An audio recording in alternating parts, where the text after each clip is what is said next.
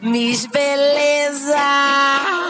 Oi, aqui é Dora Alice e você tá ouvindo as Jukebox.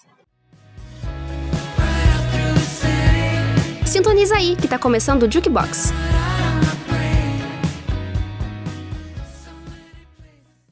Tá começando mais um JukeCast, o podcast do Jukebox, que agora a gente está no episódio 10.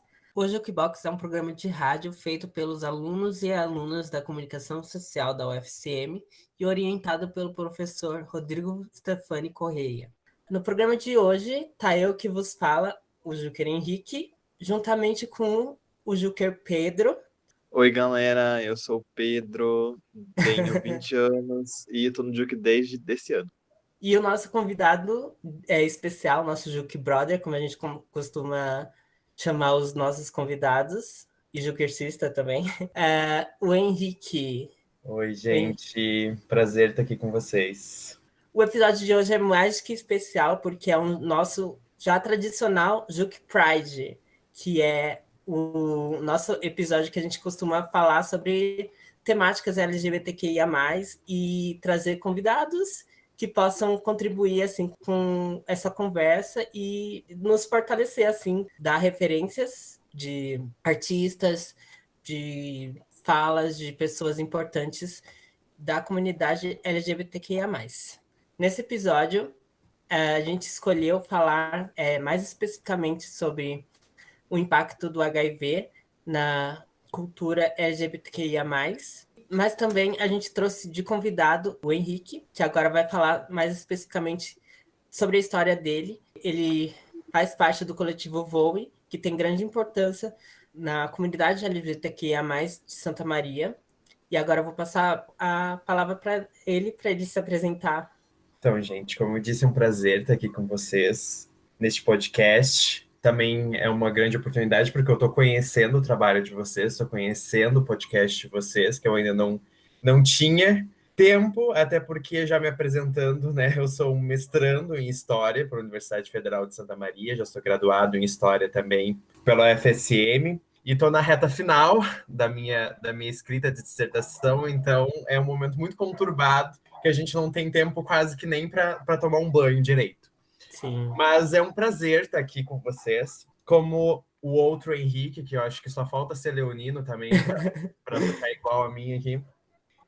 Já falou, eu faço parte do coletivo Voe, que é o coletivo de diversidade sexual, que tem como intuito representar a comunidade LGBTQIA+, em Santa Maria. Nós somos, mais conhecidamente, responsáveis pela criação e organização todos os anos, obviamente que não agora durante a pandemia, da Parada LGBT Alternativa de Santa Maria, que seria mais ou menos a segunda parada que acontece em Santa Maria, tem a que está no calendário municipal e tem a nossa, que a gente organiza de e para o movimento, né? E também dentro do Coletivo Voe nós temos inúmeras pautas. O Coletivo Voe é um coletivo que surgiu lá em 2011, inclusive dentro da Universidade Federal de Santa Maria, dentro de um congresso que aconteceu, agora não lembro se era congresso, reunião, o que é, mas que surgiu através disso a partir puxado lá da Uni e pelo DCE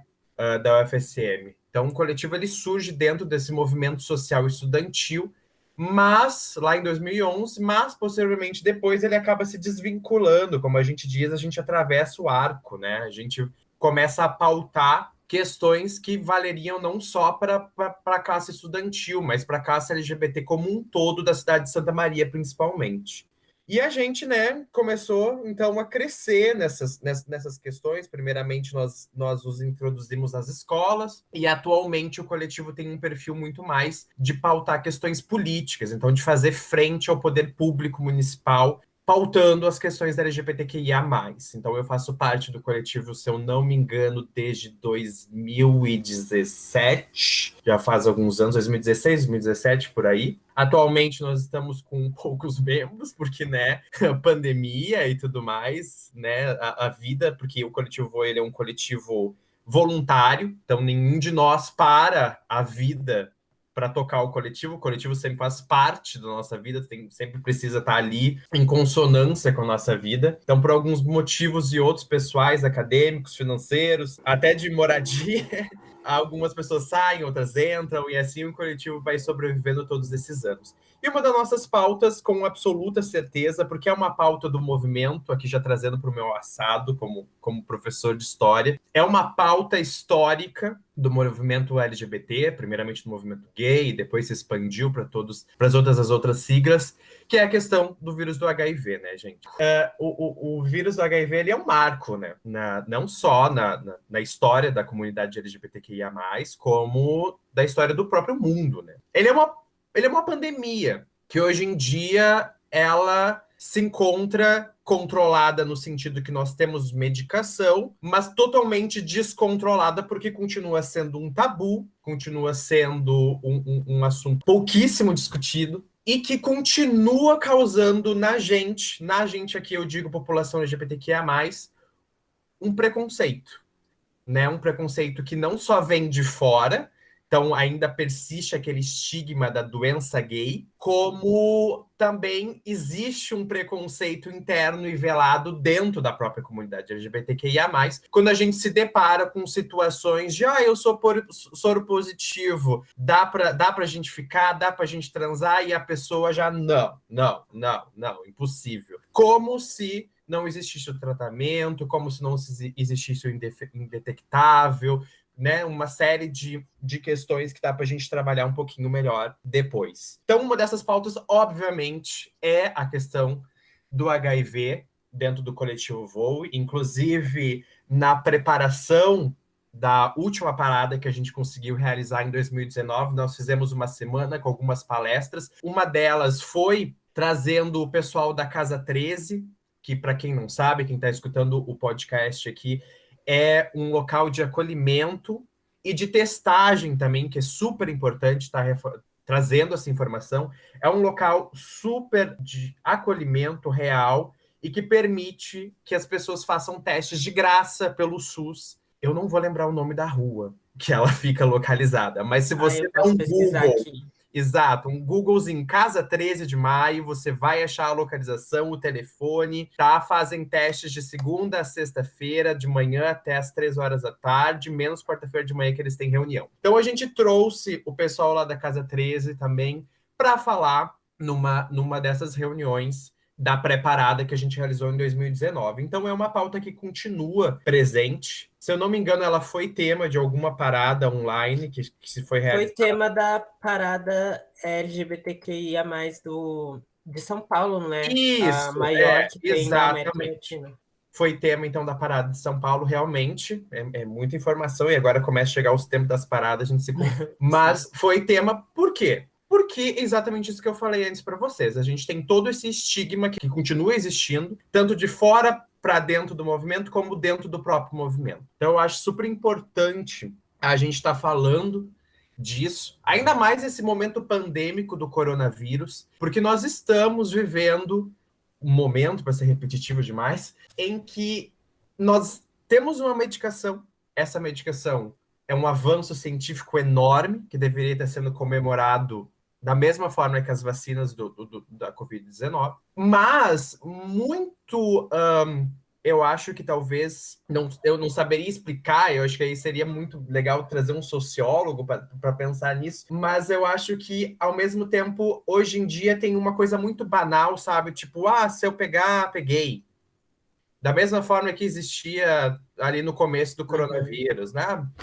E não, né? A gente tem que pensar que existem meios de prevenção, existe conscientização. Hoje em dia nós temos outras medicações que, inclusive, são feitas exatamente para aquelas escapulidas, para aqueles... a camisinha estourou, aqueles problemas que são a PrEP e a PEP, né, que dá para a gente falar um pouquinho mais também depois. Então nós temos uma série de medidas preventivas gigantescas. Isso, obviamente, a gente não precisa também fazer um alarme do tipo, tem tudo isso e mesmo assim a pessoa pega. Porque aí tá outra questão também. Por causa do tabu que o HIV ele tem até os dias de hoje, falta informação para as pessoas. Sim. Falta informação para as pessoas de como se pega. E aí a gente não precisa só ficar no HIV, gente. A gente pode ir, porque toda vez que você vai lá fazer a testagem, por exemplo, você é testado para 4 tipos de ISTs. Não só o HIV, mas também sífilis, hepatite B e hepatite C, por exemplo. Eu, trazendo a minha experiência de vida, soube dessas outras doenças quando eu fui me testar pela primeira vez. Não aprendi elas na escola. E na escola ainda o HIV era tipo, põe camisinha e tá resolvido. E não é bem assim. E se a camisinha estourar, e, né? Enfim, a questão dos injetáveis, todas essas outras porcentagens. Então, assim, nós temos uma série de tabus que não só acompanham o HIV, mas também todas as ISTs. E o quanto isso é problemático falar, o quanto isso não é falado nas escolas, o quanto isso não é falado na mídia, o quanto isso não é falado até mesmo nas nossas rodas de amigos. Porque nós já deixamos, parece que a gente deixou aquele momento pandêmico do HIV lá na década de 60, 70, 80, né? E não, é uma doença que continua hoje em dia, infelizmente, matando pessoas, infelizmente, infectando pessoas. E apesar dos avanços científicos e com a medicação a pessoa conseguir viver de uma forma tranquila, a mesma faixa etária de vida que uma pessoa sem HIV hoje em dia, querendo ou não, você é portador de um vírus que pode ter algum tipo de consequência, que pode mais lá na frente, que exige um medicamento, que todo medicamento afeta o teu fígado, afeta o teu... né? Mas então a gente tem vários trabalhos e várias pontas para discutir o HIV. Nós temos a questão do preconceito, a questão da falta de informação e a questão de todos os elementos preventivos e, principalmente, voltando aqui, a questão do preconceito, do a gente lidar principalmente disso dentro da nossa comunidade. Eu só queria voltar aqui e falar que é o endereço da Casa 13, que ela fica na rua Riachuelo, 364, no centro de Santa Maria. Isso. E o número é 3921-1263. Isso, 3921-1263. Eu queria voltar, assim, e perguntar, você disse que está no coletivo desde 2016, né? 2017. O coletivo foi criado em 2011. E eu queria saber se você tenha um histórico, assim, do coletivo, de como ele foi criado. Então, eu citei ali rapidamente já. Ele foi uma necessidade do movimento estudantil lá em 2011, durante um congresso da UNE, dentro da universidade, em que se pautou lá em 2011, de que precisava se discutir mais os assuntos LGBTQIA+, dentro da universidade. Então, o Coletivo Vô, ele surge como um adendo, como um anexo do DCE, que lidava com essas pautas LGBTs diretamente. Só que, com a medida do tempo, a gente, né, atravessa o arco, a gente sai do arco e começa a pautar questões da cidade de Santa Maria. Primeiro a gente se insere nas escolas, principalmente municipais, mas também estaduais, e de uns anos para cá, principalmente ali da época que eu entrei para cá, a gente assumiu muito mais esse perfil de pautar questões políticas, de enfrentamento do poder público mesmo. E vocês tiveram dificuldade, assim, alguma burocrática ou de pessoas, assim, atacando o movimento ou... atrapalhando vocês a seguirem com o que vocês fazem? Então, sim, né? Se você notar lá no começo que eu falei, a gente faz a segunda parada em Santa Maria, né? A parada alternativa. Por que tem que ter 2 paradas? Já nos perguntaram muito. Porque quando a gente foi chamado, por exemplo, para fazer parte da organização da primeira parada, eu não estava presente, mas me contam os meus colegas mais antigos, que nós chegamos na prefeitura e a parada já estava montada. Então, o nosso nome ali seria só para dizer que a gente participou. Então, não era uma coisa construída pelo movimento para o movimento, sabe? Era uma coisa que vinha de cima para baixo. E porque estava ali, porque tinha que estar, porque entrou, porque algum vereador colocou no calendário municipal de eventos e tinha que ter, e vem verba para isso, e aí tem que fazer. Então, a gente rompe com a prefeitura. Aí nós temos um primeiro grande detalhe. E começamos a organizar a nossa parada. Só que nós estamos em um estado democrático, né? Os espaços públicos são geridos pela prefeitura e todas as vezes que a gente organizou a parada, nós tivemos inúmeros entraves para organizar as paradas. Então aí já temos outros aspectos. Nós temos sempre uma caminhada, uma marcha. Essa marcha sempre é desafiada por carros e pessoas que não estão nem um pouco felizes de nos ver na rua. Sim. A última parada que a gente realizou agora em 2019, ela foi lá no Parque do Itaimbé, lá nas quadras de basquete. Mas antes nós fazíamos ali perto do Museu Municipal, da biblioteca, ali que tem aquela locomotiva, ali perto da Praça dos Bombeiros. Sim, Nós fazíamos ali porque ali originalmente eram as primeiras paradas de Santa Maria, há muito tempo atrás, assim, antes dessa do calendário municipal, enfim, eram ali. Essas paradas a gente fazia ali, a gente fez, eu acho, por uns 3 anos ali, se eu não me engano. E a penúltima, que foi em 2018, ali bem na época das eleições, nós tivemos um grande problema, porque os bolsonaristas, eles saíram das suas tocas e eles desafiaram a gente estar ali. E eu lembro que a gente foi desafiado por um morador de um prédio que tem logo à frente, que tem um prédio ali que tem o Banco do Brasil embaixo, e ele morava naquele prédio. E esse senhor, com toda a sua calma, entre aspas, porque não existia nenhuma, nos desafiou, dizendo que aquele é o último ano que a gente ia fazer aquela parada ali, porque a partir de 1º de janeiro nós íamos ver quem mandava no Brasil. Significando, então, que o Bolsonaro ia ser eleito e as coisas iam mudar, que essas coisas de viadagem não ia mais acontecer ali na frente da residência dele. Realmente não aconteceu. Realmente o poder público passou a responsabilidade daquela praça para uma empresa da iniciativa privada, e o prédio se reuniu para ter 50% também da custódia daquela praça, ou seja, mesmo com o aval da empresa que nós tínhamos, precisava do aval do prédio, que nós não íamos conseguir nem aqui nem na China. Então, nós realmente fomos barrados por aquele senhor, fomos barrados por essas questões. Acho até importante a gente trazer isso para deixar registrado nesses lugares. Nós temos vídeos desse momento, etc. Mas é importante deixar registrado que essas coisas realmente acontecem. Mas eles não nos silenciaram, nós fizemos a parada, fizemos no Itaimbé, foi uma das maiores que a gente já teve. Inclusive, aquela parada foi uma baita de uma resposta, porque foi uma também das maiores que a gente teve, mais de 5.000 pessoas transitaram por lá. Isso reconhecido, inclusive, pela prefeitura. Depois da procissão da Medianeira, a nossa parada é o 2º maior evento de Santa Maria. Então, foi importante. Agora, voltando a falar sobre a temática do HIV, é muito importante a gente pautar, assim, que o HIV ainda é a principal causa de morte da gente LGBTQIA+. A gente sofre, é claro, com a violência bastante. Até esse mês teve 2 casos muito impactantes, o da Roberta, né, que foi incendiada viva. Outro caso de um garoto em Budas Artes, que, se eu não me engano, atiraram nele. A violência ainda tira muito das nossas vidas, mas o HIV é ainda a principal causa das mortes LGBTQIA+.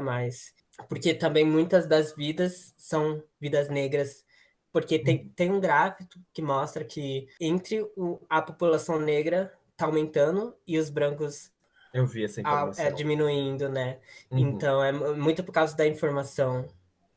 Exato, é exatamente isso, é informação, é debate, é quebra de tabu, porque primeiro a gente parte por uma questão bem básica, né? O HIV, ele é uma doença silenciosa, ele se acomete, né? A pessoa contrai esse vírus e ele pode passar um período de incubação de até 10 anos sem manifestar nenhum sintoma, em que essa pessoa vai ter uma vida normal. E aí, de repente, vai começar a se sentir doente, e aí, provavelmente, no médico, né, vai acabar descobrindo essa doença. Só que aí a gente tem toda uma problemática nesse meio tempo, que é o quê? Quantos mais ela transmitiu. Por quê?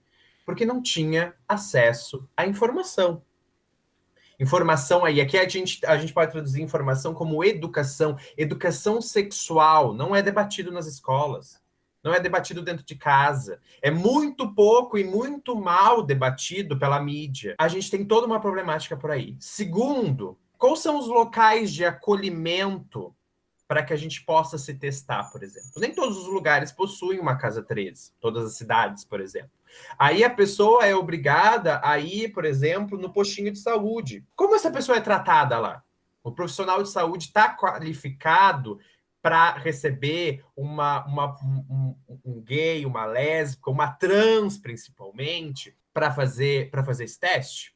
Aí nós já temos outra questão. Terceira grande questão que a gente tem aqui, além de tudo isso, é essas pessoas conseguem ter o acesso a essa educação, a essa informação, ao tratamento de qualidade? A gente sabe? Então são todas problemáticas que, se a gente vai somando, vai ficando cada vez mais pior, principalmente para aquelas pessoas de menor renda e, consequentemente, menor escolaridade também. Mas não somente, porque aqui a gente tem que, né, dizer que o HIV é um vírus, é uma doença que afeta todas as suas classes sociais, e por mais que exista uma diminuição, continua que nem os patamares de morte da Covid-19 atualmente, estáveis, mas em porcentagens altas. Então, né, a gente não pode se perder nessa questão.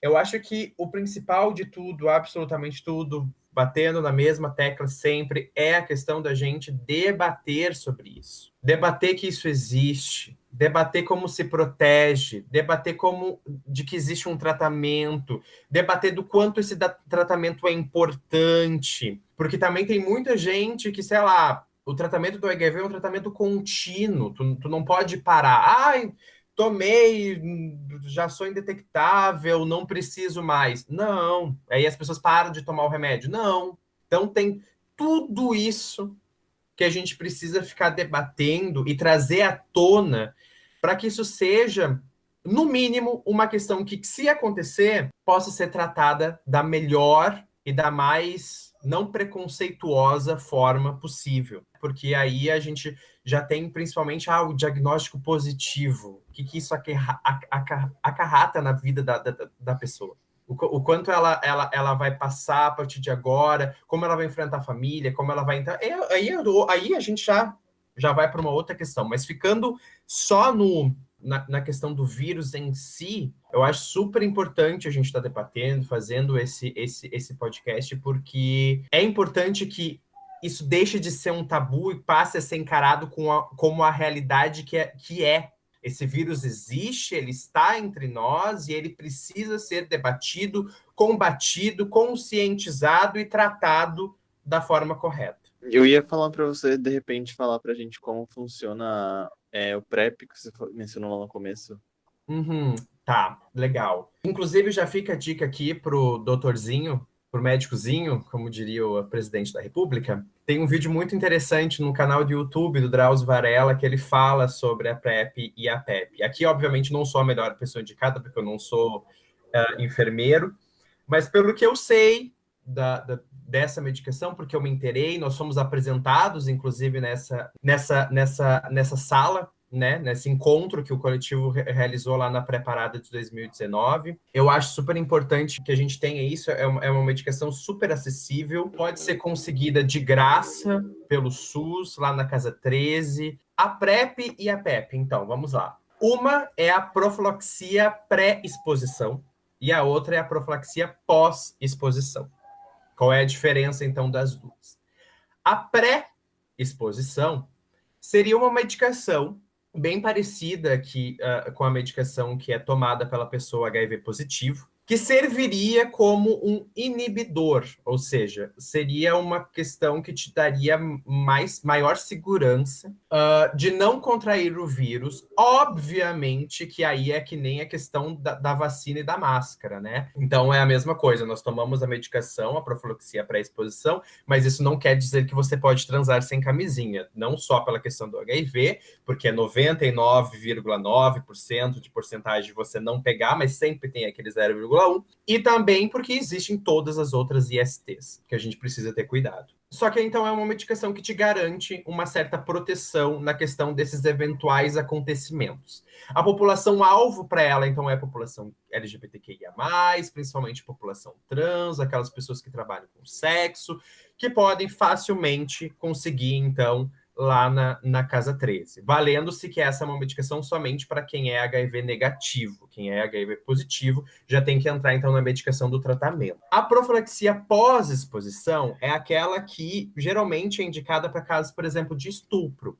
Ou naqueles momentos em que você se descuidou, aconteceu alguma coisa, a camisinha estourou e você só viu no final da relação sexual, por exemplo. Enfim, que é uma medicação, então, que tem que ser tomada até 72 horas da exposição. O ideal é que seja antes de completar 24 horas, mas é uma medicação que tem um efeito comprovado até 72 horas, em que acontece, então, essa exposição, ou possível exposição. Aqui vale também ressaltar.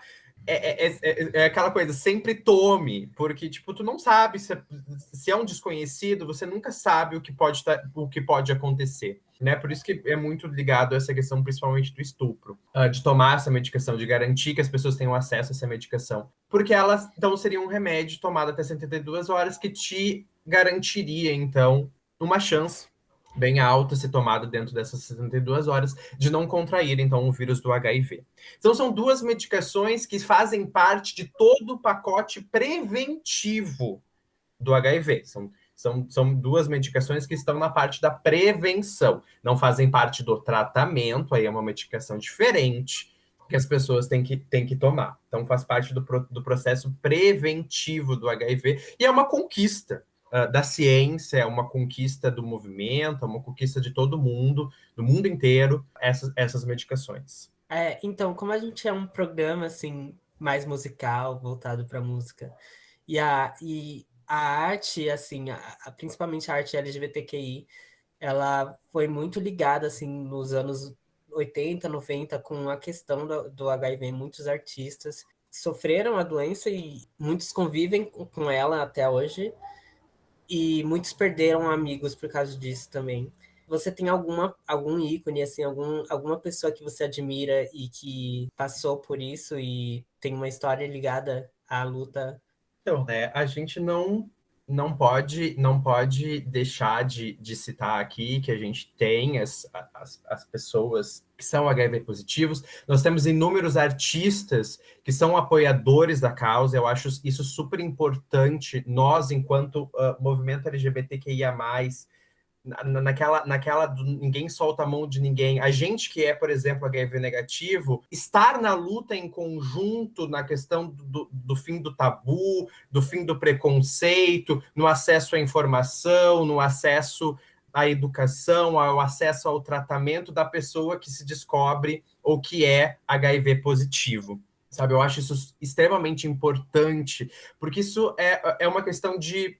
Já respondo a pergunta, mas é só para dar uma base. Eu acho isso super importante, sabe? Porque isso vai além de várias questões. O movimento LGBTQIA+, ele já tem as suas divisões, muitas vezes, que a gente não precisava. A gente precisava do movimento unido, combativo, junto. E essa é uma questão que transpassa todas as siglas. Todos nós. E para além do movimento LGBT, está sujeito a esse vírus, está sujeito a essa doença, precisa de acesso à informação, precisa de prevenção, precisa de tratamento. Então, a gente que é negativo precisa estar apoiando aquele que é positivo, imensamente. Então, a gente tem artistas maravilhosos que pautam essa questão, um dos grandes ícones que trouxe isso para o debate, que ajudou a trazer isso para o debate lá nas décadas em que o surto de HIV e AIDS estava surgindo, por exemplo, é a Madonna. Trazendo aqui para o Brasil, nós temos o ícone, que daí já é uma questão mais pessoal minha, do Cazuza, que é importantíssimo trazer. Então, são dois, assim, que se a gente pega só esses dois, só esses dois, a gente já começa a ter uma dimensão do quanto esse assunto precisa ser debatido, foi trazido por esses artistas, não só em suas músicas, mas em sua militância pessoal. Então, eu acho que eu ficaria com esses dois exemplos, essa grande apoiadora, né, da causa, que seria a Madonna, e deste ícone, então, do Cazuza aqui no Brasil. Sim, o Cazuza aqui, ele teve AIDS, né? Ele contraiu HIV.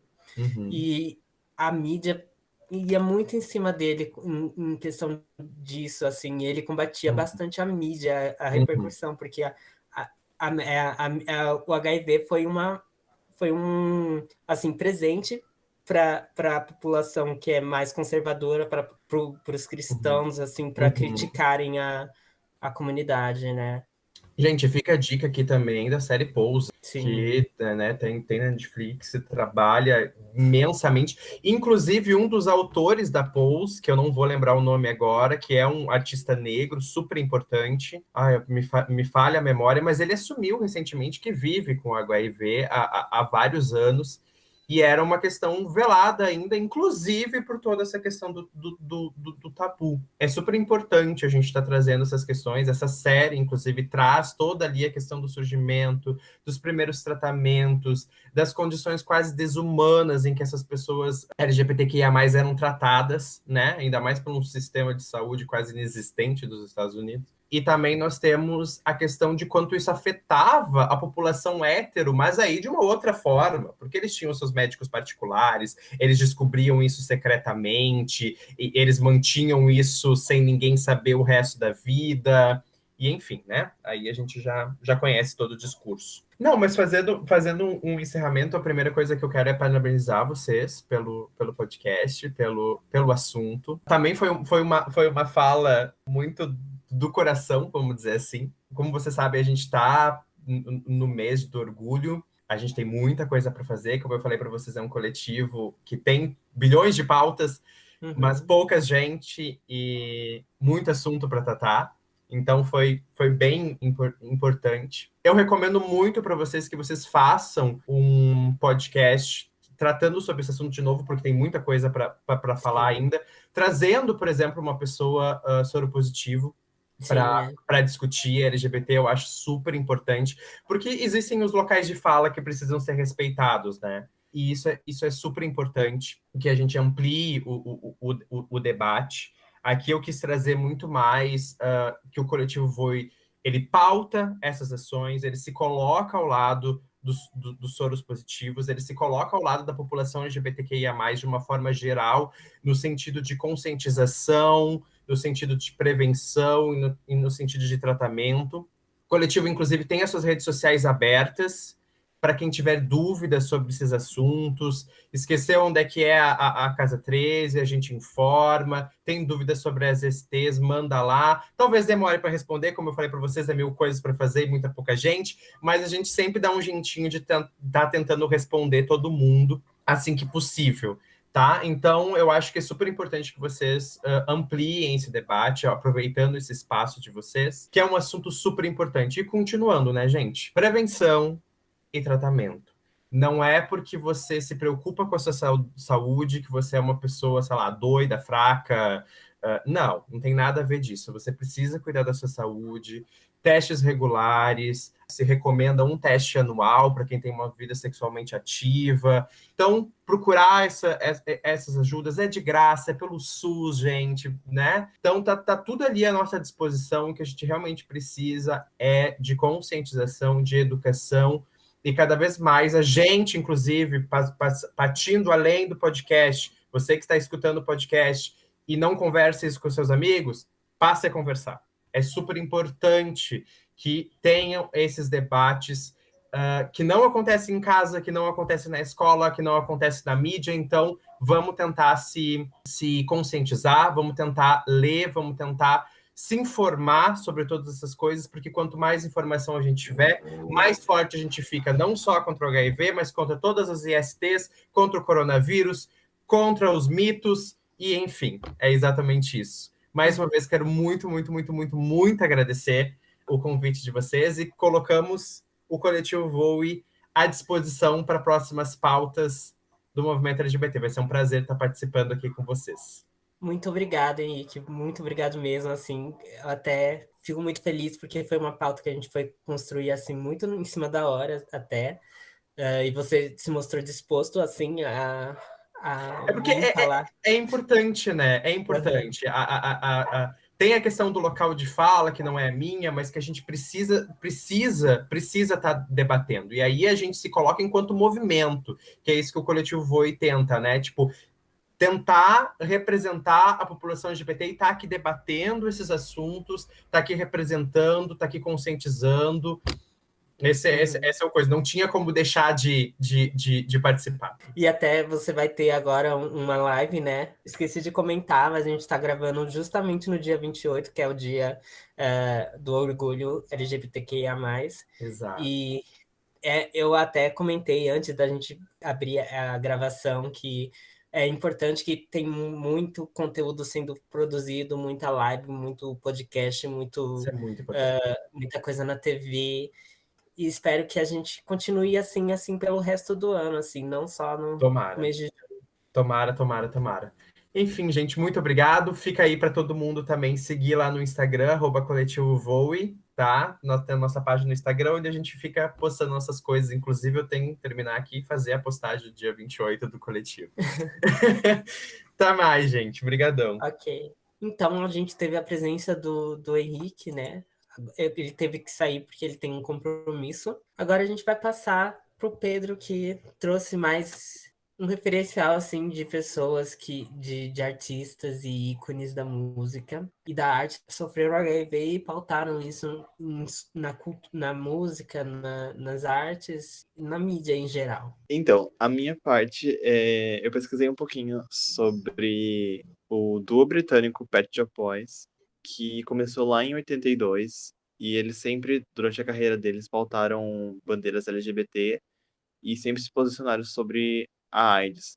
O duo ele é formado pelo Chris Lowe e pelo Neil Tennant. O Neil Tennant é vocalista e ele é um homem abertamente gay desde o começo da carreira dele. E por isso o Pet Shop Boys é conhecido por ter relatado todo o período de epidemia da AIDS entre os anos 80 e 90, porque eles têm diversas músicas que narram sobre esse tema. E eu trouxe algumas hoje pra gente discutir. Eu vou começar pelo segundo álbum deles, o Actually. Ele saiu em 87, quando a epidemia ainda estava começando e ainda tinham poucas certezas sobre como o vírus funcionava, como ele agia sobre o nosso corpo. Nesse álbum, existe uma música chamada It Couldn't Happen Here, que reflete justamente esse momento de início da pandemia, da epidemia, quando as pessoas consideravam a AIDS sempre muito distante, até o momento em que ela chegava perto demais. Por isso que até a tradução do nome da música é Isso Não Pode Acontecer Aqui. A letra dela é a descrição de uma conversa entre o Neil Tennant com o melhor amigo dele, que no ano anterior tinha sido diagnosticado com AIDS. E eles estavam conversando sobre como isso nunca iria acontecer, né? Como nunca iria existir uma epidemia na Inglaterra. E essa música, ela inicia uma trilogia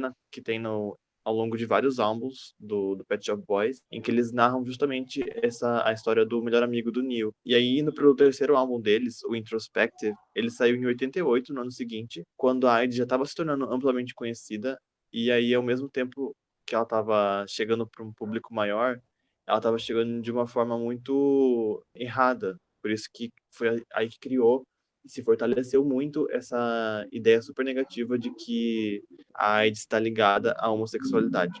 Eu acho que quando a AIDS surgiu junto com essas noções que a gente tinha no final do século XX, eu acho que ela que coube como uma luva, sabe? Foi mais um bode expiatório, mais um motivo para as pessoas serem contra, né? Serem contra a homossexualidade, serem racistas. Então, eu acho que aconteceu tudo de uma forma que parece até bizarra, né? Até que a AIDS por muito tempo foi chamada como doença dos gays. E hoje a gente tem, né, que... Tem outros nomes Hoje não. também, tipo peste gay e câncer cor-de-rosa, falavam. Eu vi Pois num é. documentário. Ai, muito horrível. E, Sim. tipo, ainda mais num contexto em que as pessoas tinham muito menos informações do que a gente tem hoje, né? Hoje a gente já tem 30, 40 anos de discussões, pessoas que viram aquilo e que perderam pessoas e que a gente tem avanços científicos, os remédios que o Henrique falou também. Não é mais uma sentença de morte, então a gente conseguiu deixar isso para trás de certa forma, não da maneira como a gente deveria. Só que a gente tem dificuldade, né? Justamente por aquilo de não ter debate sobre isso de forma normal, natural. A gente continua carregando um monte de estigma. Prosseguindo, ainda dentro do Introspective, que é o terceiro álbum do Pet Shop Boys, tem uma música que é um clássico da banda, chamada Domino Dancing. Essa música é uma música muito emblemática na discografia deles, porque ela tem diversas interpretações, só que a banda nunca confirmou nada. E como ela foi lançada em 88, quando a AIDS estava sendo ligada a esse estigma da homossexualidade, a banda meio que fez isso, mas preferiu deixar de uma forma metafórica, sabe? As outras músicas em que o Pet Shop Boys aborda a AIDS e as pessoas soropositivas, eles fazem isso e depois falam que essa música fala sobre tal pessoa ou sobre tal momento. Só que Domino Dancing, ela tem toda uma mitologia dentro dela, ao redor dela, porque o título dela é uma metáfora para jovens sendo infectados pelo vírus e caindo um atrás do outro, como dominós. E sendo então a Nossa. dança uma metáfora para sexo sem proteção. Então, tipo, são muitas metáforas. Parece uma música da Lady Gaga, né? Mas é bem visual, né? Tipo, você imagina, consegue ver, assim, pelo título, e você explicando o título, me veio, assim, as pessoas numa pista de dança, todo mundo caindo, assim. Sim. E eu não sei talvez você não tenha nem visto esse videoclipe dessa música, mas tem uma cena que é exatamente isso que você descreveu. Pois é, eu não tinha, e eu imaginei isso. A semiótica, meu Deus. E também, na letra da música, eles fazem bastante referências a trovões distantes. Então, tem vários momentos. Eu acho que a música é dividida em 4 partes. Cada parte é dividida por um verso em que ele fala que ele ouviu um trovão distante. E daí, cada vez mais, esse trovão distante, entre aspas, vai chegando mais próximo dele. Porque isso reflete a insistência das pessoas em ainda pensar a AIDS como algo que está longe, sempre muito longe, até o momento em que ela chega perto dos gentes próximos. E também o refrão da música todo dia veja eles caindo. E daí, fazendo referência, né? Tipo, as pessoas que estavam morrendo. E aí, o videoclipe dessa música, ele cabe muito bem toda essa coisa que ela tem ao redor dela. Porque ela tem um videoclipe, uma letra e todo um conceito bem ambíguo que permite muitas interpretações.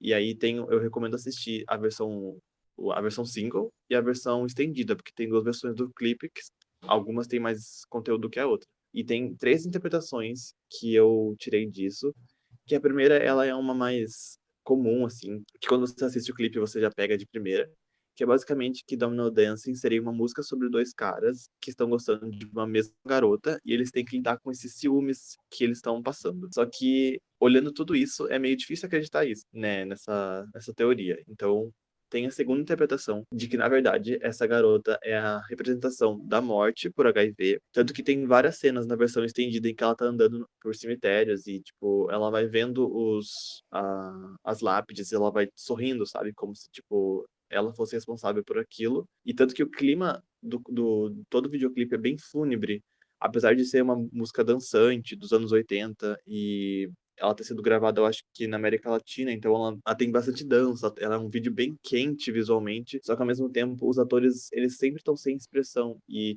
tem um clima muito pesado. É, é- é- a música é muito ambígua e o videoclipe segue isso. E justamente complementando essa segunda teoria, tem uma terceira, de que, na verdade, o casal que tá ali. Tem um casal, né? Tipo, ela e o menino, e depois aparece um terceiro que começa a brigar com o primeiro pra disputar essa garota. E a terceira interpretação seria que, na verdade, eles são um casal gay que tá lutando pra sobreviver à epidemia. Então, tipo, às vezes eles estão se aproximando cada mais da menina, que no caso seria a morte, né? Só que eles ficam lutando, às vezes até um contra o outro, para sobreviver. E isso acabou ganhando mais solidez, porque a Rolling Stone, na época, classificou o vídeo de Domino Dancing como um dos vídeos mais homoeróticos da história. Não acho que. Eu acho que a Rolling Stone fez isso com outra intenção, só que cabe muito nessa narrativa. Eu olhei alguns fóruns e, tipo, muitas poucas pessoas acham que essa música não é sobre o HIV, porque ela tem muitas coincidências, sabe? Ainda no Introspective, tem uma outra música, que já é uma música que eu acho meio pesada, que ela chama Your Funny Uncle, que ela é a segunda parte daquela trilogia que eu citei antes. Ela relata o funeral do melhor amigo do Neil, que infelizmente ele de fato faleceu. Nessa música eles fazem uma homenagem para ele, então descrevendo toda a tristeza que eles estavam sentindo de ter ido no funeral dele. Só que a gente ainda tá nos anos 80, né? Agora eu vou entrar no quarto álbum deles, que é o Behavior. Ele saiu em 1990. Ele vem nesse contexto de uma nova década chegando, com as pessoas tendo mais esperança, só que ao mesmo tempo elas tinham essa descrença de ter visto todas as pessoas morrerem no final da década de 80, como se elas tivessem esperança de que fosse melhor, mas ao mesmo tempo tudo indicasse que não, né? E aí o segundo single desse álbum é uma música chamada Being Boring. Essa música também é um clássico do Pet Shop Boys. Ela fecha a trilogia do Melhor Amigo do Neo, porque ela é uma música nostálgica. É uma homenagem para os amigos que não foi apenas esse amigo no Neo, né? Mas mais pessoas faleceram, revisitando o passado deles e mostrar que eles aproveitaram a vida ao máximo, nunca sendo chatos, né? Sendo o título da música é Being Boring, então eles nunca foram chatos. E o videoclipe dessa música também segue o conceito. É um vídeo bem preto e branco. Tem vários jovens numa festa se divertindo sem nenhuma preocupação. Então tem um clima meio sexual, só que justamente eu acho que para fazer sentido dentro desse contexto do HIV, né? Tipo, as pessoas antes eram despreocupadas e daí quando tudo parecia que as pessoas iam ter mais liberdade para exercer suas identidades, as mulheres estavam conseguindo mais direitos e a gente estava começando a ter mais visibilidade para a comunidade LGBT, mesmo que muito pouco, claro. Apareceu isso e os estigmas. Então, essa música ela faz referência a esse momento nostálgico, ao mesmo tempo utópico, onde está tudo bem, onde as pessoas não precisam se preocupar com isso. Só que isso contrasta muito com o começo da década de 90, e quando a gente tinha números altíssimos de pessoas infectadas, um número altíssimo de pessoas mortas, inclusive figuras famosas, né? Eu adorei esse compilado que você fez, assim. Mas eu posso citar aqui algumas músicas que eu sei que são referências, assim, e são sobre HIV. Tem a da Janet Jackson. Eu não lembro que álbum é, mas é Together Again, a música. Vi uma apresentação, assim, eu vi ela falando sobre isso. É uma aliada, assim, como a Madonna, né? Vou ler aqui o que diz na página do Wikipedia. Together Again é uma canção da cantora norte-americana Janet Jackson para o seu sexto álbum de estúdio, The Velvet Hope, de 1997. Foi escrita e produzida por Jackson, Jimmy Jam e Terry Lewis, com escrita adicional por seu marido, René Elizondo Jr. Foi lançado como segundo single do álbum, em dezembro de 1997, e originalmente escrita como uma balada. Jackson foi inspirada a escrever essa canção por sua própria experiência pessoal ao perder um amigo para a AIDS, bem como uma carta que recebeu de um jovem menino na Inglaterra que havia perdido o pai. A gente pode criar uma playlist depois para colocar essas músicas. Ah, tem do Renato Russo, A Via Láctea. Sim, O eu Renato ia falar Russo, sobre o Renato também. que ele é ele foi portador do HIV. Eu não tenho certeza se ele morreu de AIDS. Foi. Tipo, Ah, eu ia colocar isso na pauta também, mas daí apareceu tanta coisa do Pet Shop Boys que eu foquei uhum, neles. Só que, tipo, o caso do Renato foi bem emblemático também, sim. porque ele, tipo, quando ele faleceu, ninguém sabia que ele tava doente. Tipo, chegou um dia e ele faleceu. E eles tinham acabado de lançar um álbum, fazia, tipo, um mês. É Mas daí eu verdade, eu posso falar lembro isso de disso. novo, né? Aí, Tá. na canção da letra, ele ainda fala: hoje a tristeza não é passageira. Hoje fiquei com febre a tarde inteira. E quando chegar a noite, cada estrela parecerá uma lágrima. Então, Sim. ele deixava pistas, né? Uhum. Do que estava acontecendo com ele nas músicas. Ainda dentro do Behavior, que é o quarto álbum do Pet Shop Boys, tem uma outra música que chama Was It Worth It? Ela não fala diretamente sobre o HIV, porque esse álbum ele é um pouquinho mais positivo em relação a esse tema, então eles tentam olhar isso de uma outra forma e de uma forma que até para fazer sentido com a chegada de uma nova década e aquele negócio de dar esperança para as pessoas. Was It Worth It é uma celebração de identidade, sabe? Então eles estão lá comemorando no videoclipe, tá? É um clipe muito queer, tem um monte de drag, tem um monte de gay dançando, é uma coisa, é um povo animado, né? E e eles falam sobre se vale a pena, a música pergunta isso, né? Vale a pena viver, ser você mesmo, em meio aos estigmas de ser LGBT? No que o Neil responde no refrão que sim, vale a pena. É melhor viver sendo quem nós somos do que fazer o contrário. E é uma música muito legal. Eu coloquei ela na Jukilist do começo do mês, porque eu acho que é aquelas músicas que são tipo Born This Way, sabe? Aquela música Uhum. Ai, sou gay, tá? Se não for claro ainda, sou gay. Só para esclarecer, assim, para quem está ouvindo, a gente tem a Juclist, que é a playlist semanal, e no primeiro final de semana do mês, a gente só colocou artistas LGBTQIA+.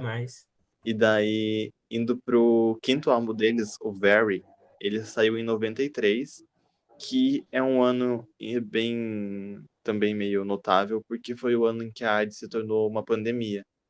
E aí nesse álbum tem uma música que se chama Dreaming with the Queen, que aborda a relutância da Rainha Elizabeth em lidar com o problema da epidemia lá no Reino Unido, em contraste com a postura da princesa Diana, que foi uma pessoa que se dedicou a eventos de caridade, foi ela que abriu a primeira ala de combate ao HIV no Reino Unido, e que ela também tinha várias ações simbólicas ao contrário da Rainha Elizabeth, que preferiu seguir aquela onda conservadora anti. Aquele problema, tipo, tem um problema, não vamos usar, porque isso não é problema nosso, é o problema da comunidade LGBT, é o problema dos gays, porque é a doença dos gays, né? E a Diana foi contrária a isso. Sempre foi, né? Ela sempre foi uma pessoa muito transgressora para família real. E nessa música, o Pet Shop Boys homenageia ela. Quem imaginaria que depois de alguns anos ela iria falecer, o que também abalou muito o Pet Shop Boys. Bem interessante essa perspectiva histórica, assim, dessa música. E E, como a gente vê, né, que não é só no Brasil que os governantes, no Brasil, nos Estados Unidos, em vários lugares, muitos dos governantes não dão a mínima para os nossos direitos, para a nossa saúde, para o nosso direito, a dignidade e a saúde. e olha que eu fiquei surpreso quando eu percebi esse fundo dessa música. Quando eu vi pela primeira vez, eu pensei que era sobre uma homenagem ao falecimento dela. Só que daí eu vi que essa música é de 93 e ela faleceu em 97. E daí, quando eu fui pesquisar, eu vi que era sobre HIV. E, tipo, eu fiquei surpreso, porque da cultura britânica que eu conheço, que gosto muito de Doctor Who e de outras coisas que são. Né, Pet Shop Boys. Pet Shop Boys é uma das minhas bandas favoritas, eles são super britânicos. E eu sempre percebo que eles são muito fiéis à Rainha Elizabeth, eles tratam ela muito bem. E ver que ela se virou, né, em relação aos gays e, tipo, preferiu fingir que não existia esse problema. Eu fiquei muito, tipo, nossa, que ingrata, sabe? Tipo, aqui no Brasil e em outros países que não são monarca, até faz sentido, né? Porque a gente muda de líder a cada 4 anos.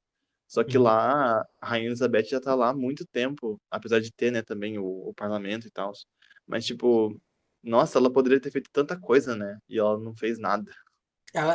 Assim, ela não tem um poder, assim, de administrar políticas públicas, mas só se ela tivesse agido, assim, como a Diana, já adiantaria muito, assim, já seria uma Sim. ajuda muito, porque é muito que eu vi, assim, pesquisando para essa pauta, que o HIV é uma doença principalmente psicológica, porque as pessoas não sabem lidar com essa doença. Principalmente hoje que a gente vê que a coisa mais danosa nela não é nem ela em si, mas é o estigma que ela tem.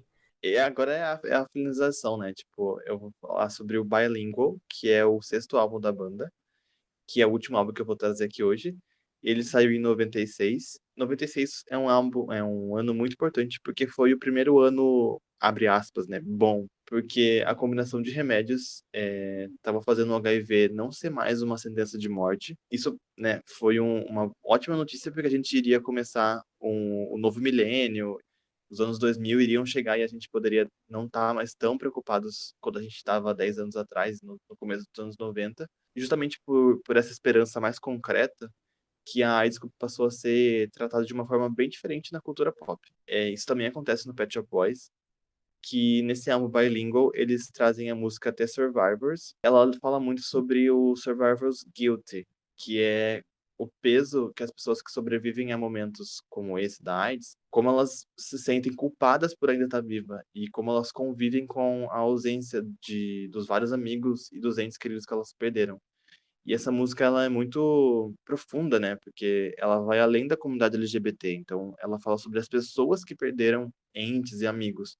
Quando o Neil perdeu o melhor amigo dele, ele não foi só ruim pro Neil, né? Porque ele não esse amigo dele não tinha só amigos gays. Então, uma família foi afetada, outras pessoas foram afetadas. E isso faz muito sentido quando a gente pensa que isso é um pouco óbvio, né? Mas para algumas pessoas não é. Mas a AIDS não é problema só nosso, né? Não é problema, nunca foi problema só da comunidade LGBT, nunca foi um problema só dos gays. Pode não, mesmo que uma pessoa heterossexual não tenha HIV e sinta que isso não é culpa dela ou responsabilidade dela, ela ainda vai ser impactada quando uma pessoa falecer, ela ainda vai tipo, sentir isso de alguma forma. Essa música fala muito sobre isso.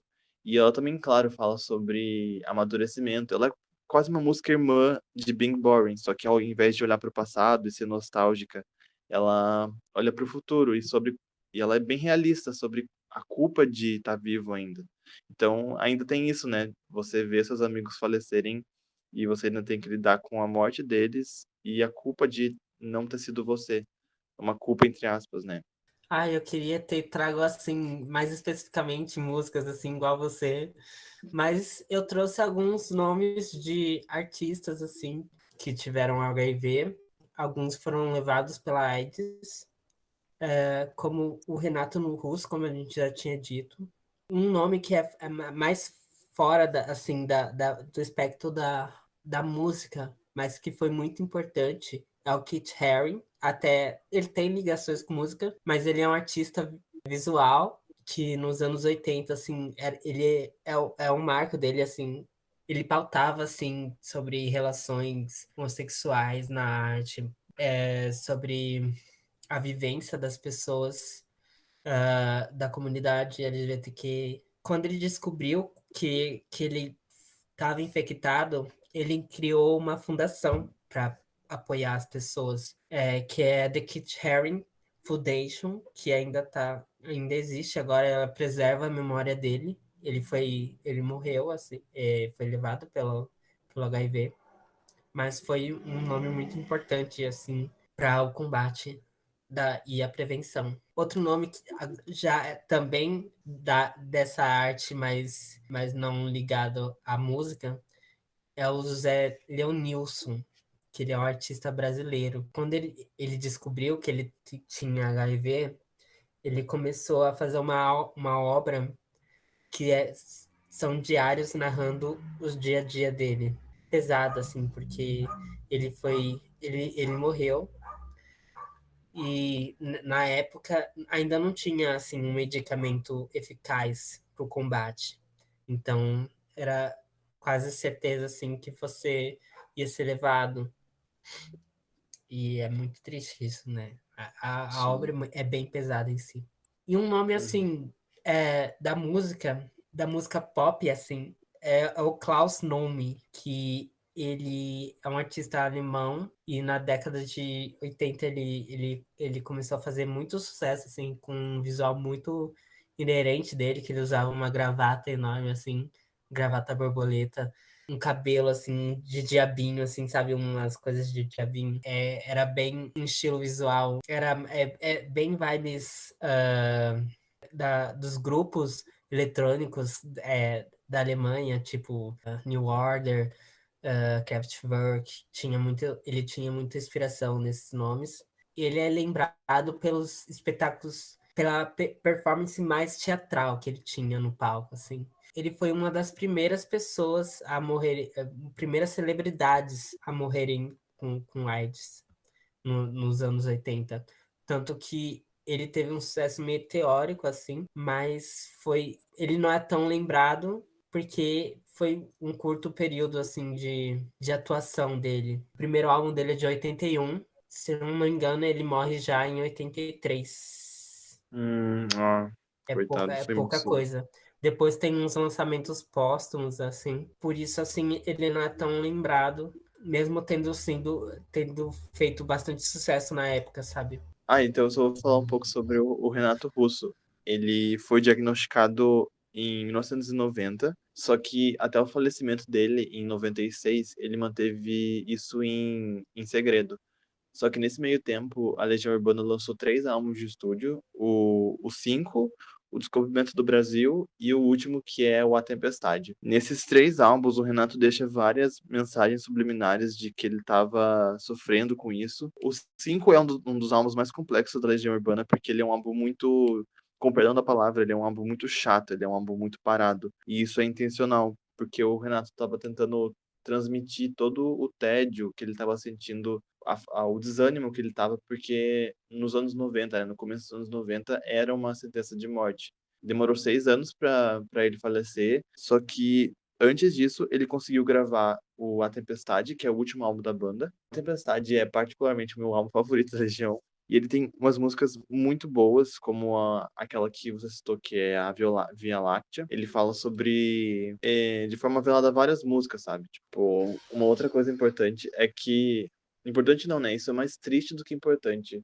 Que A Tempestade saiu em setembro de 96 e o Renato Russo morreu no final de outubro de 96. Então, não existe nenhuma apresentação dessa música com o Renato, porque eles simplesmente não tiveram tempo, né? Tanto que quando o Renato faleceu foi um choque, porque ele simplesmente faleceu.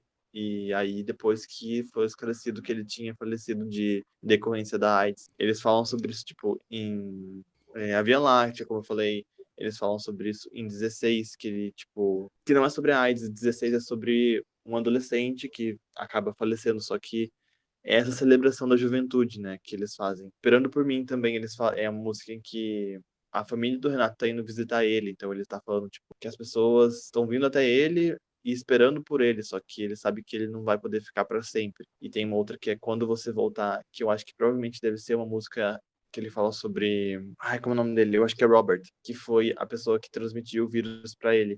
A música que é a minha favorita, que é O Livro dos Dias, que é basicamente o Renato Russo perdendo todo o interesse na vida. É a música de fechamento do álbum.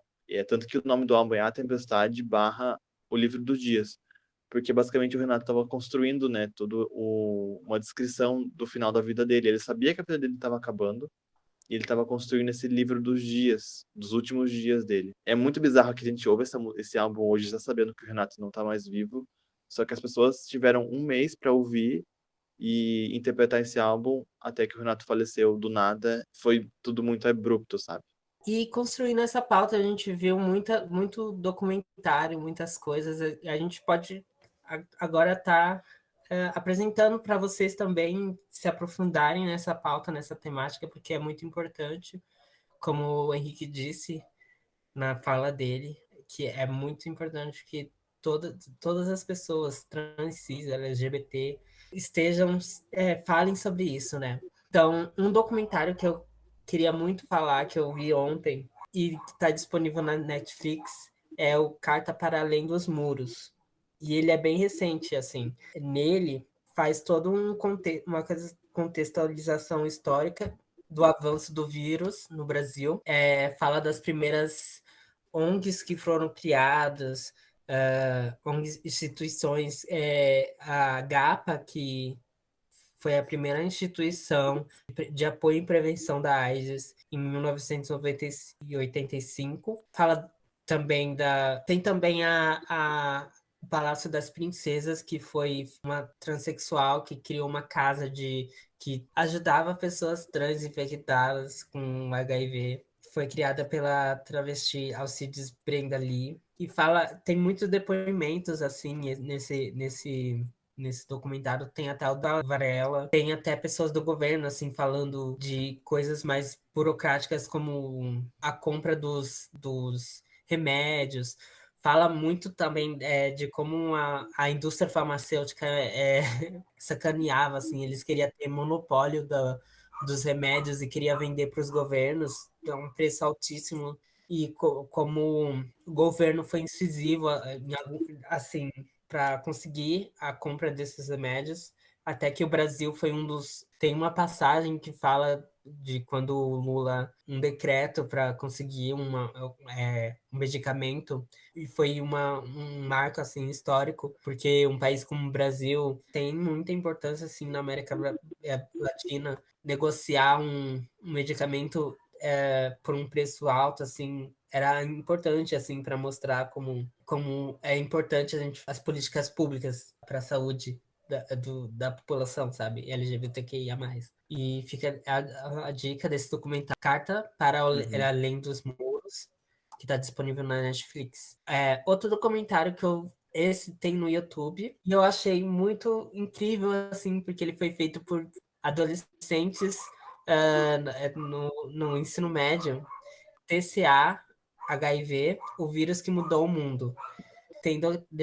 Eles conseguiram depoimentos de pessoas, assim, também fazem uma linha do tempo da doença. Eu achei incrível que foi feito assim por pessoas na escola, no ensino médio. É perfeito, assim, porque tem pessoas, é um estigma tão grande que tem dessa doença, mas ver que o ensino pode mudar isso, sabe? Tem outros documentários que eu também pesquisei para pauta que Você Existe, também falando sobre mas esse é mais na perspectiva pessoal assim da pessoa com HIV. Tem um web documentário Pop Trans, mas esse daí é mais focado nas vivências gerais assim das pessoas trans, mas é bem importante ver, porque é uma pauta muito ligada a essa população, e como fala, como muitas vezes é subjugada, assim, a essas pessoas, essa narrativa de uma pessoa com HIV. Tem um trecho que fala é a fala de uma trans, que ela fala que ela vai no posto de saúde e já as pessoas já acham que é sobre tratamento HIV, sabe? É muito. E ela é uma pessoa, ela pode ter várias outras doenças, pode estar com dor de cabeça, sei lá, e é algo que é muito. As pessoas não querem olhar, perguntar. E eu trouxe uma minissérie chamada It's a Sin. Ela faz referência a uma música do Pet Shop Boys. É a música do segundo álbum deles. Essa série foi criada pelo Russell T. Davies. Ele foi showrunner de Doctor Who também. Essa série saiu em 2020 e tem 5 episódios. E ela se passa em Londres entre os anos de 1981 e 1991. Ela é dividida em 5 partes e ela retrata a história de um grupo de 5 amigos ao longo da epidemia de HIV no Reino Unido. Então, complementando a discografia do Pet Shop Boys que eu trouxe, em que eles relatam de uma forma muito mais íntima a epidemia, tem essa série que ela mostra isso de uma forma mais ampla, né? Um grupo de 5 amigos. E essa série ela tem um elenco muito bom. O Neil Patrick Harris, que fez How I Met Your Mother. Tem o Ollie Alexander, do Years and Years. E o Stephen Fry, que também participou de Doctor Who. E é uma série muito boa. 5 episódios, gente. Vale muito a pena. E o Russell T. Davies é ótimo também. Estamos nos aproximando ao encerramento desse Juki Pride. Quero agradecer ao Pedro, que está aqui com a gente, e também ao Henrique, que participou mais cedo. Ele teve que sair mais cedo porque a gente está no dia 28, né? O dia do orgulho, e tem muita coisa acontecendo, né? E isso é bom, como a gente tinha dito. A gente consiga, pelo resto do ano, assim, ter vários eventos, várias lives, vários podcasts gravados sobre essa temática específica. Eu só queria dizer aqui no finalzinho que a gente está gravando no dia 28, né, Dia de Orgulho LGBTQIA+, e essa data, muita gente não sabe o histórico dela e o que ela carrega, né? A data foi eternizada pela revolta de Stonewall, em 1969. Stonewall era um bar que tinha em Nova York, um bar LGBTQ, que era constantemente atacado. Ele era constantemente atacado pela polícia. Aí houve uma revolta que ficou marcada, e no ano seguinte teve a primeira parada do orgulho gay em Nova York. É isso, assim, se quiserem saber mais, assim, procurem saber sobre as várias outras paradas e eu espero que após o fim dessa pandemia a gente consiga voltar às ruas e celebrar essa data. Dê uma conferida lá nas nossas redes sociais. A gente tá no Facebook, no Twitter, no Instagram, no Spotify, no Mixcloud, no Medium, como @Jukebox800, e no YouTube como Jukebox800AM. Tem história nova saindo toda semana no Medium. Tem a Jukelist, que é a nossa playlist com indicação. Tem recebidos que a gente recebe de todo o Brasil. Artistas que estão dando seus trabalhos no Groover, que é uma plataforma que nós somos influencers, e muito mais coisas. Então, confere lá, porque vale muito a pena. E é isso. Obrigado por ouvirem. Continuem nos acompanhando e tchau, tchau. Obrigado aos dois Henriques e até a próxima.